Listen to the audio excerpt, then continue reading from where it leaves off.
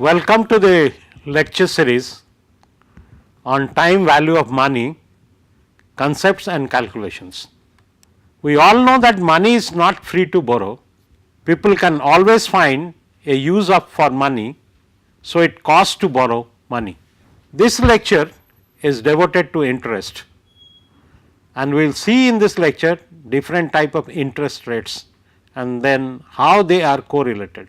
To define interest, interest is essentially the cost of the borrowed money or asset charged to the borrower by the lender as a compensation for the loss of the use of its money or asset. The lender could have used the money or asset to generate income for himself. In economic terminology, the amount of capital on which interest is paid is designated as the principal, and rate of interest is defined as the amount of interest earned by a unit of principal in a unit of time. The time unit is usually taken as 1 year. For example, if rupees 100 were the compensation demanded for giving someone to use rupees 1000 for a period of 1 year, then the principal would be 1000, the rate of interest would be 100 divided by 1000, which is equal to 0.1 or 10% per year. Please note that it is customary for financial institution to quote the interest rate as a percentage. The simplest form of interest requires compensation payment at a constant interest rate based on the original principal. Thus, if rupees 1000 were loaned for a total time of 4 years at a constant interest rate of 10% per year, the simple interest earned will be rupees 1000 into 0.1 into 4, which will come out to be rupees 400. Interest rates, let us see that how many interest rates are prevalent. The term interest rate is one of the most commonly used phrases in the consumer finance and fixed income investments. An interest rate is the rate at which interest is paid by a borrower as a compensation for the use of money that he borrows from the lender. Interest rate is defined as a percentage of principal paid per period, which is usually a year. Of course, there are several type of interest rate. The first one is called nominal, the second is periodic, the third is effective, and fourth is real. The difference between the various types of rates are based on several key economic factors, and let us now see one by one these interest rates. The interest rate or growth rate in a time value problem is designated by small I. What are the conditions? I must be expressed at the interest rate per period. Second one, for example, if n is the number of years, I must be interest rate per year, and if n is the number of months, I must be expressed as interest rate per month. Here we see that how interest rate affects the total accumulated wealth. Now, if I am investing some principal at t equal to 0, it will grow to different values of sum at the end of 1 year for different interest rates. So, if interest rate is 5%, then I find that the value Sn, that is the final value, is less, and if the interest is 20%, then the final value is more. But however, when we analyze, the principles remain same, but the interest changes with the interest rate. Lower is the interest rate, less interest we will get, and higher is the interest rate, more interest we will get, and thus the final value becomes more. Nominal interest rate. The nominal interest rate, which is shown by r, small r, is conceptually the simplest type of interest rate. It is simply the stated interest rate for a given bond or loan. This type of interest rate is referred to as the coupon rate or fixed income investment, as it is the interest rate guaranteed by the user that was traditionally stamped on the coupons that were redeemed by the shareholders. The nominal interest rate is in essential the actually monetary price that borrowers pay to lenders to use their money. These are stated in contracts and quoted by banks and brokers. Periods per year, that is M, must be given. For example, 8% quarterly, 8% interest daily, that is 365 days. In common industrial practice, the interest period is taken to be 1 year and interest rate is also defined per year basis. However, other time period can also be used. Even if the actual interest period is not 1 year, it is frequently expressed on annual basis.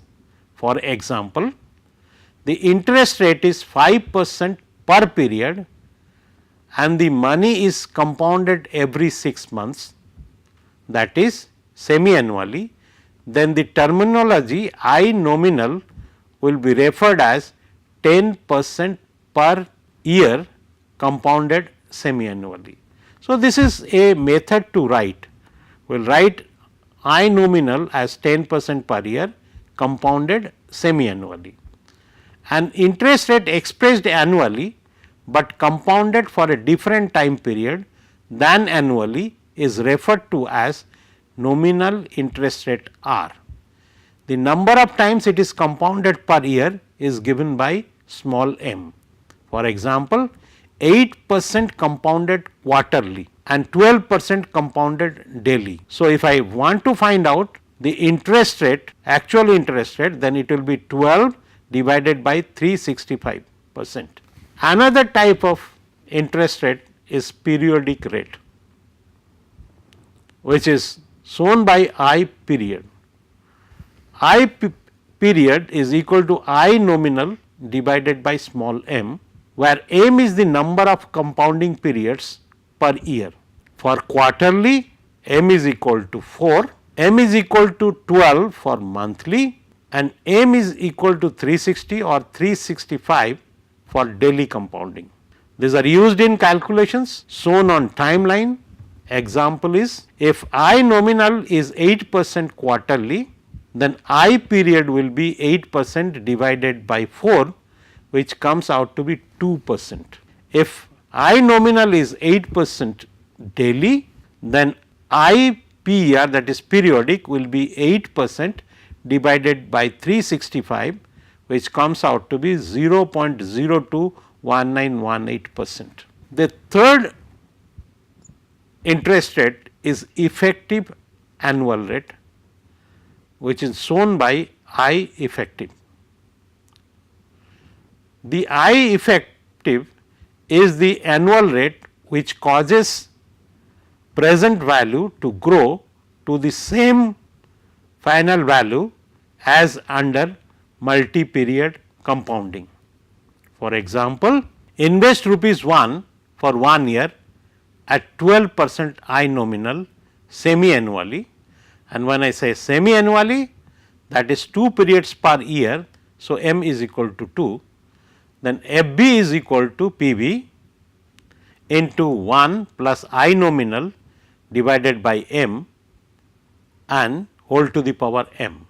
So, FB comes out to be 1 into 1.06 square, which comes out to be 1.1236, and when we compare this with I effective, then it becomes 1.1236 equal to 1, this the value of PV into 1 plus I effective. So, I effective comes out to be 0.1236 or 12.36%. Thus, I effective becomes 12.36%, because if I invest rupees 1 for 1 year at 12% semi-annually compounding, it will grow to the same value as 1 rupee invested for 1 year at 12.36% annually compounding.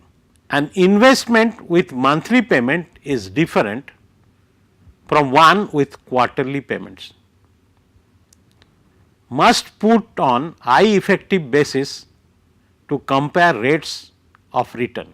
Use I effective only for comparisons. Another example will be that suppose there are two banks, one is giving you compounding monthly, another is giving you compounding daily for the money which you have put into the bank.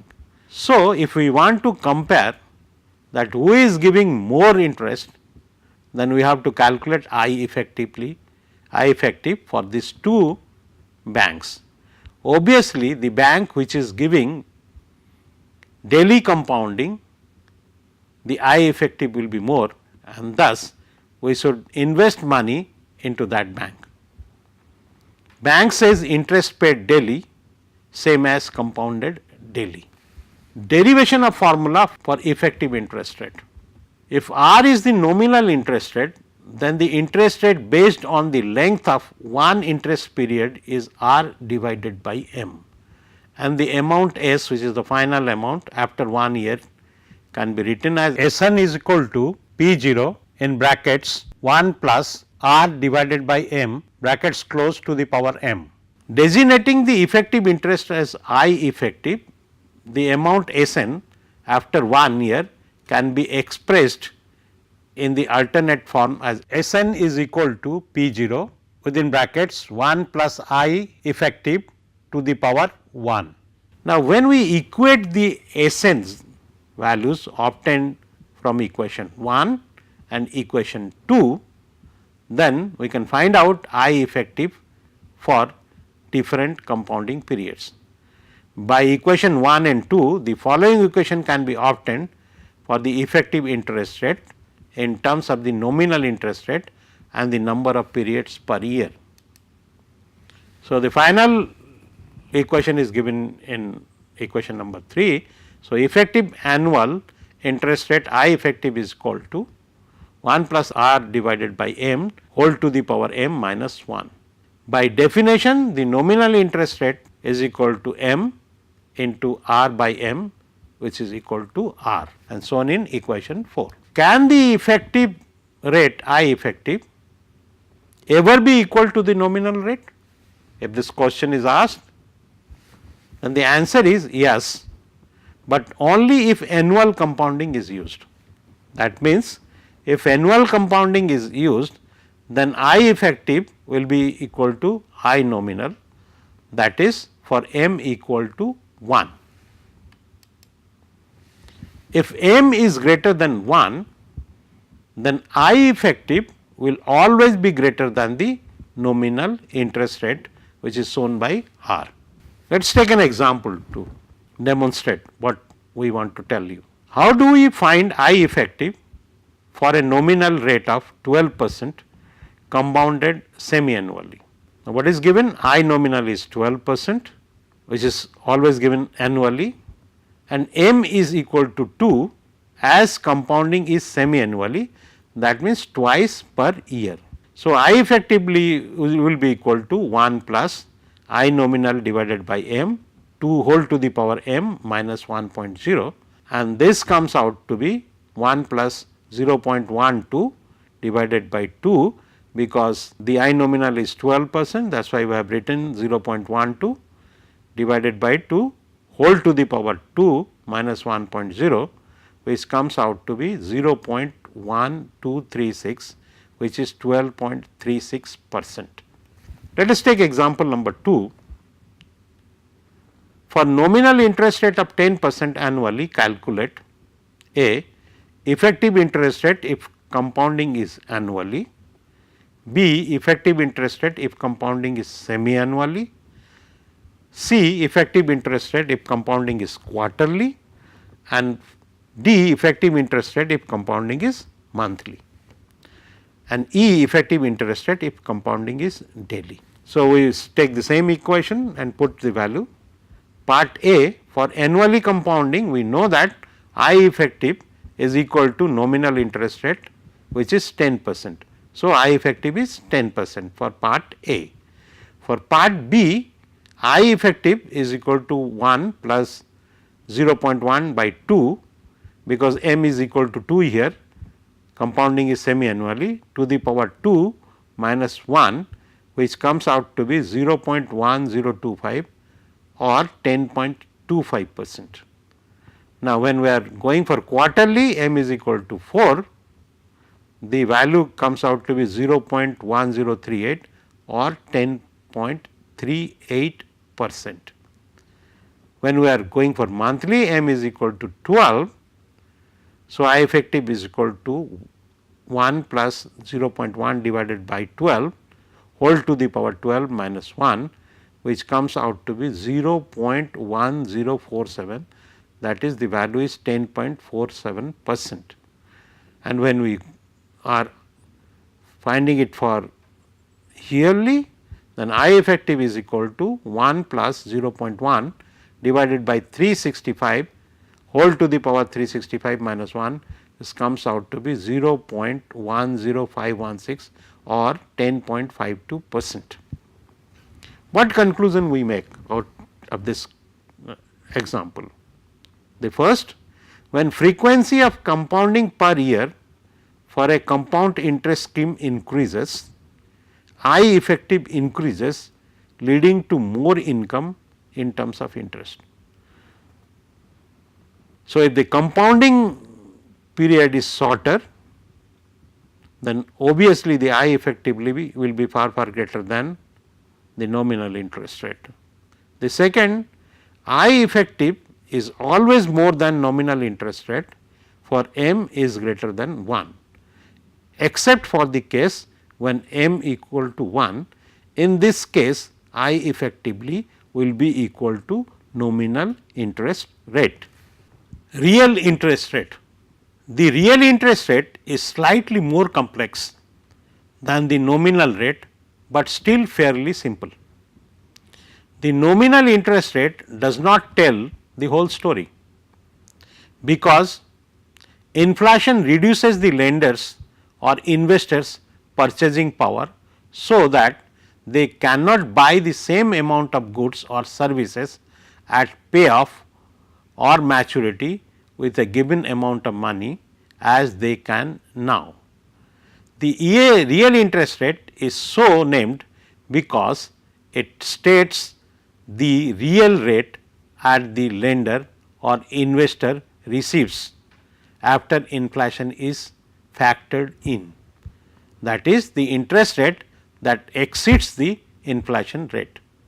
So, real interest rate is equal to nominal interest rate minus inflation. Let us take an example.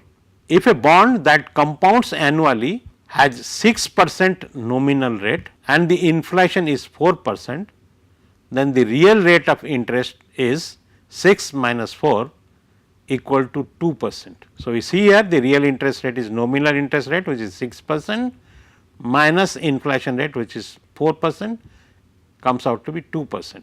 Real interest rate cannot only be positive or negative, but can also be higher or lower than nominal rates.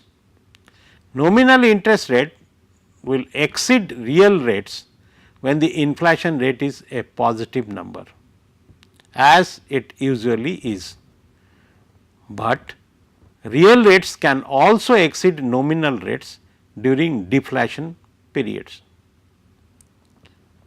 A hypothesis maintains that the inflation rate moves in tandem with nominal interest rate over time, which means that real interest rates become stable over long time periods. Investors with longer time horizon may therefore be able to more accurately assess their investment returns on an inflation adjusted basis.